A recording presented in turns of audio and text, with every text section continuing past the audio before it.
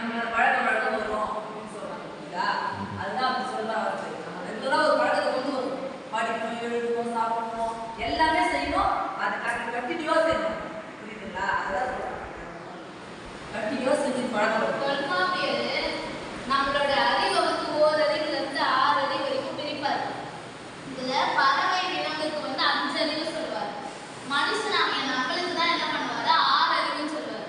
ஏன் அந்த 6 அறிவு அப்படின்னா, இப்போ விலங்கும் இல்ல பறவைகளும் வந்து யோசிச்சு ஒண்ணு வந்து செயல்படாது. நமக்கு தான் வந்து பகுத்தறிவு வந்து திறன் இருக்கு. அதாவது ஒரு விஷயம் செஞ்சா நமக்கு தப்பா சரியா அப்படின்றது நமக்கு தான் தெரியும் அப்படின்றது தான் நமக்கு 6வது அறிவு வந்து தொல்காப்பியர் சொல்லுவார். ஆனா அந்த 6வது அறிவை நம்ம வந்து சரியான வழியில உபயோகிக்கிறது கிடையாது.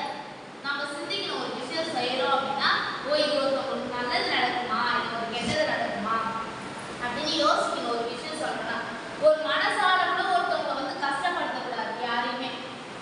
ஒருத்தவங்களுக்கு ஒரு ஏதாவது ஒரு கஷ்டப்படுற மாதிரி பேசுறாங்க, ஓ நம்மளை பேசிட்டாங்களே, திரும்ப வேற ஒரு வாய்ப்பு கிடைக்கும் போது அதே இடத்துல அவங்க அசிங்கப்படுத்தணும்னு நினைக்கிறாங்க.